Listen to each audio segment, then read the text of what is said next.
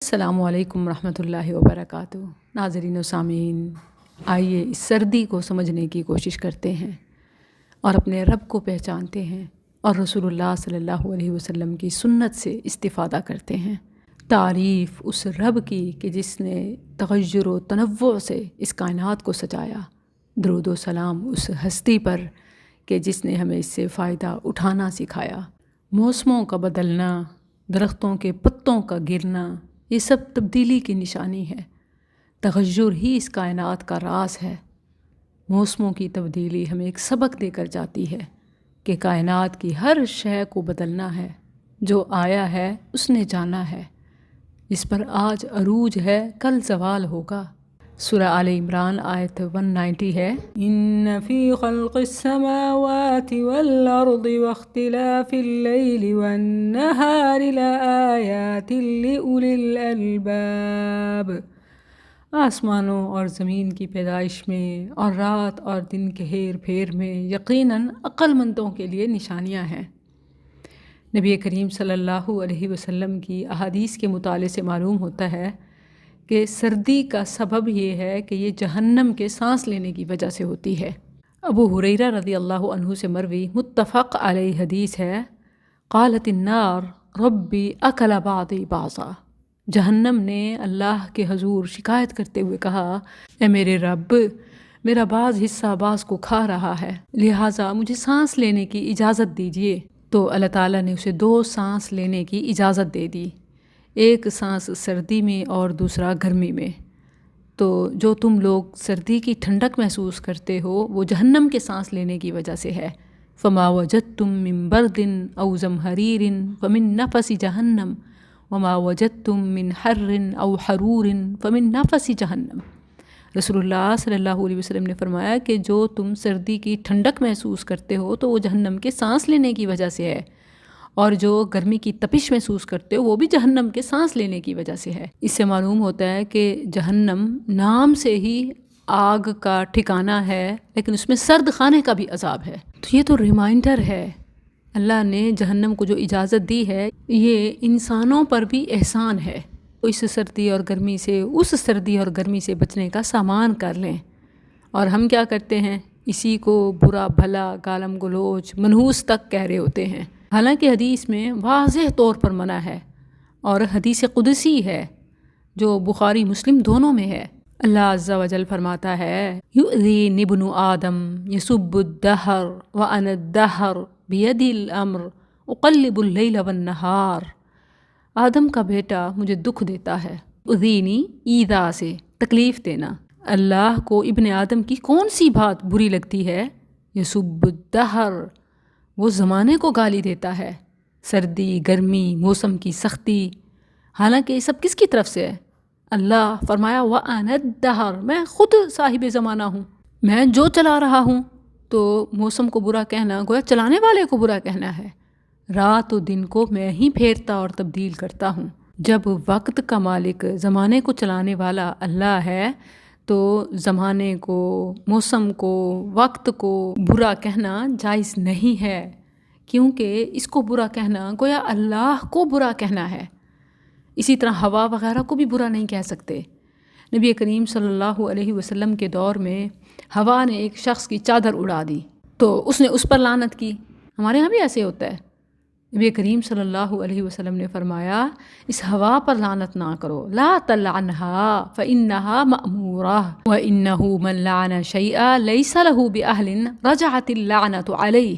اس ہوا پر لعنت نہ کرو، اس لیے کہ وہ تو اللہ کے حکم کی پابند ہے، اور جب آدمی کسی ایسی چیز پر لعنت کرتا ہے جس کی وہ حقدار نہ ہو تو وہ لعنت اسی کی طرف لوٹ آتی ہے۔ اب کتنی سنگین بات ہے۔ یہ صحیح ابو داؤد کا حوالہ ہے۔ بتانے کا مقصد یہ ہے کہ ہم تو اکثر و بیشتر اس کا ارتکاب کر رہے ہوتے ہیں، بچے اور خاص طور پر خواتین، کبھی وقت کو، گھڑی کو، ٹائم کو، اور کبھی ایسے انسان کو جس کا اس میں کوئی قصور نہیں ہوتا، اور تو اور سردی اور گرمی، موسم کی سختی، ایسے کہہ رہے ہوتے ہیں کہ جیسے ہماری سن رہی ہوں، یا ہمارے برا بھلا کہنے سے ان میں کوئی کمی آ جائے گی، حالانکہ وہ تو اللہ کے حکم کے پابند ہیں۔ اور کسی ایسی چیز یا شخص کو لعنت دینا، برا بھلا کہنا کہ جس کا وہ اہل نہیں ہے، تو یہ لعنت لوٹ کر کہنے والے پہ آتی ہے۔ یہی وجہ ہے کہ وہ لوگ جو صبر و شکر سے ایسے لمحات کو، مشکلات کو گزار لیتے ہیں، وہ تو پرسکون ہوتے ہیں، لیکن جو ایسے مختلف چیزوں کو برا بھلا کہہ رہے ہوتے ہیں وہ اپنے آپ کو اور مشکل میں، پریشانی میں ڈال لیتے ہیں۔ تو یہ اسی لعنت کا ہی نتیجہ ہوتا ہے جو انہوں نے ایسی چیزوں پر، لوگوں پر کی ہوتی ہے جس کے وہ تو حقدار نہیں ہوتے، ان کی اپنی کہی ان کے اوپر آتی ہے، یعنی لعنت۔ لیکن جو انہیں اللہ کی نشانیاں اور اس کی مخلوق سمجھتے ہوئے اللہ سے اچھائی کی امید رکھتے ہیں اور مشکل کو برداشت کرتے ہیں، اللہ کی خاطر صبر کرتے ہیں، تو یہی چیزیں ان کے لیے باعث رحمت بن جاتی ہیں۔ صحیح ابو داؤد اور اس کے علاوہ میں بھی نبی صلی اللہ علیہ وسلم کا فرمان ہے، الریح من روح اللہ فروح اللہ تأتی بالرحمہ وتأتی بالعذاب فإذا رأيتموها فلا تسبوها وصلوا اللہ خیرہا واستعیذوا باللہ من شرہا۔ ہوا اللہ کی رحمت میں سے ہے، کبھی وہ رحمت لے کر آتی ہے اور کبھی عذاب لے کر آتی ہے۔ یاد رکھیں کہ یہ صرف ہماری اپنی سوچ، ہماری اپنی زبان کے ساتھ ہوتا ہے، یعنی جیسا سوچو گے پھر ویسا ہوگا۔ اگر آپ اسے اللہ کی رحمت سمجھیں گے تو باعث رحمت ہے، اور اگر آپ اسے مصیبت اور نحوست اور تنگی سمجھیں گے تو پھر باعث عذاب ہی ہے۔ تأتی بالرحمہ و تأتی بالعذاب۔ اسی لیے نبی صلی اللہ علیہ وسلم نے فرمایا کہ جب اسے دیکھو یا ایسی کوئی چیز ہو تو فلا تسبوہا، اسے برا بھلا نہ کہو، بلکہ اللہ سے اس کے شر سے پناہ مانگو اور اس کے خیر کا سوال کرو۔ یہ ہے اصل بات۔ اسی لیے نبی صلی اللہ علیہ وسلم جب بھی تیز ہوائیں اور آندھی وغیرہ کے آثار دیکھتے تو فوراً یہ دعا پڑھ لیتے، اللہم انی اسألک خیرہا وخیر ما فیہا وخیر ما ارسلت بہ واعوذ بک من شرہا وشر ما فیہا وشر ما ارسلت بہ۔ اے اللہ، میں تجھ سے اس کے اور جو کچھ اس میں ہے، اس کے اور جس کے ساتھ اسے بھیجا گیا ہے، اس سب کے خیر کا سوال کرتا ہوں، اور اے اللہ میں تجھ سے اس کے شر اور جو اس میں شر ہے اور جس شر کے ساتھ اسے بھیجا گیا ہے اس تمام سے تیری پناہ میں آتا ہوں۔ ہمیں پتہ ہے کہ موسم کی سختیاں، بیماریاں، وبائیں، آفتیں، مصیبتیں ہوتی ہیں، لیکن کیا ہم اس سے بچنے کے لیے اللہ سے مدد مانگتے ہیں؟ اللہ کی پناہ میں آتے ہیں، خیر کا سوال کرتے ہیں، شر سے بچنے کی کوشش کرتے ہیں؟ نہیں، اللہ سے تو مدد نہیں مانگتے، البتہ خود اپنے ٹونے ٹوٹ کے سردیوں میں گرم کھانے پینے اور گرمیوں میں ٹھنڈے مشروبات، معقولات، اسی طرح لباس، اسباب، یہ تو کر لیتے ہیں، لیکن جہاں تک رہی رب کی مدد وہ نہیں کرتے، یا عملی اور اخروی اقدام وہ بھی نہیں کرتے۔ پھر جب یہ آفتیں، مصیبتیں، پریشانیاں، بیماریاں ہمیں گھیر لیتی ہیں، پھر ہم ان کو بھی کوس رہے ہوتے ہیں، ہائے سردی، نزلہ زکام چمٹ گیا، ہائے سردی، بخار ہو گیا، منحوس، نحوست، مصیبت، یہ تو معمولی تکیہ کلام بن چکے ہیں۔ انہیں تو کوستے ہیں، برا بھلا کہتے ہیں، مگر یہ بھول جاتے ہیں کہ ایون ان تکلیفوں میں بھی اللہ نے اجر و ثواب رکھا ہے۔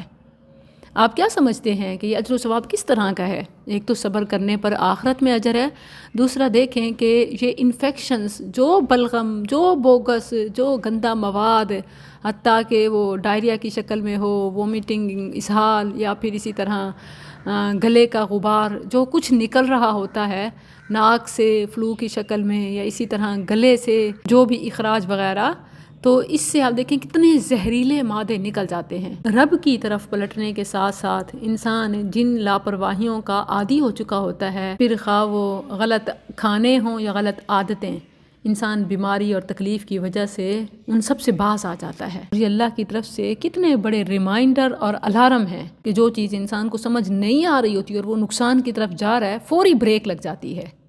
تو اسی لیے بخار، نزلہ، زکام، کھانسی یا موسمی بیماری، اسے برا بھلا نہ کہیں۔ صحیح مسلم میں ہے، رسول اللہ صلی اللہ علیہ وسلم ایک انصاریہ صحابیہ رضی اللہ عنہا کے ہاں تشریف لے گئے، جن کا نام ام صائب یا ام مسیب آیا ہے۔ نبی کریم صلی اللہ علیہ وسلم نے دیکھا کہ وہ شدید کانپ رہی ہے۔ آپ صلی اللہ علیہ وسلم نے پوچھا کہ ام صائب یا ام مسیب تمہیں کیا ہوا؟ تو انہوں نے کہا بخار ہے، اللہ اس میں برکت نہ دے۔ اچھا، حالانکہ ظاہر بخار میں تو برکت نہیں ہوتی، لیکن برکت کا لفظ سو پازیٹیو ہے، خیر سے ہی نسبت ہے، یعنی سوائے خیر کے اس میں اور کوئی چیز نہیں ہے۔ تو انہوں نے گویا بخار میں سے خیر کو، برکت کو نکال دیا کہ یہ نہ ہو اس کے ساتھ۔ تو آپ صلی اللہ علیہ وسلم نے فرمایا بخار کو برا نہ کہو، کیونکہ یہ آدم کی اولاد کے گناہوں کو اس طرح دور کرتا ہے جس طرح بھٹی لوہے کے زنگ کو دور کر دیتی ہے۔ میری مسلمان بہنوں اور بھائیوں، موسم کو برا بلا کہنا چھوڑو، اپنی سوچ کو بدلو۔ مسلمان کے لیے تو بڑی سے بڑی مصیبت بھی باعث رحمت ہو سکتی ہے ہماری اپنی پازیٹیوٹی سے، لیکن ہماری اپنی نیگیٹیوٹی ایون خیر کو بھی شر میں بدل دیتی ہے، رحمت کو بھی مصیبت بنا دیتی ہے، پھر خواہ وہ موسم ہو یا موسم سے متعلقات۔ کیا آپ دیکھتے نہیں کہ یہی سردیاں کسی کے لیے فٹنس، کسی کے لیے اپرچونٹی، کسی کے لیے ہیلتھ اور کسی کے لیے کامیابیاں بن جاتی ہیں، خوشیاں لے آتی ہیں، اور یہی سردیاں کسی کے لیے فیلئر، ناکامی، بیماری، تباہی اور بربادی کا باعث بن جاتی ہیں۔ سو بدلنا ہے تو اپنی سوچ کو بدلو، اپنے قول اور فعل کو بدلو، کہ ایسی مخلوق اور ایسی چیز کو سب و شتم برا بھلا کہنا کہ جس کے اپنے اختیار میں نہیں، بلکہ وہ تو مأمورہ ہیں، اللہ کے حکم کی پابند۔ سو اپنے رب سے اپنا تعلق مضبوط رکھو کہ شر بھی خیر بن جائے، مصیبت بھی رحمت و سکینت بن جائے، کہ اللہ جس کے لیے چاہے مٹی بھی سونا بن جائے۔ اب اس سردیوں میں کچھ ایسے کام ہیں کہ جو ہم صرف اس سردی میں کر کے اللہ کے ہاں مزید اجر و ثواب اور انعام کے حقدار بن سکتے ہیں۔ تو اس کے لیے اسٹے ٹیون، ملتی ہوں نیکسٹ ایپیسوڈ میں انشاءاللہ۔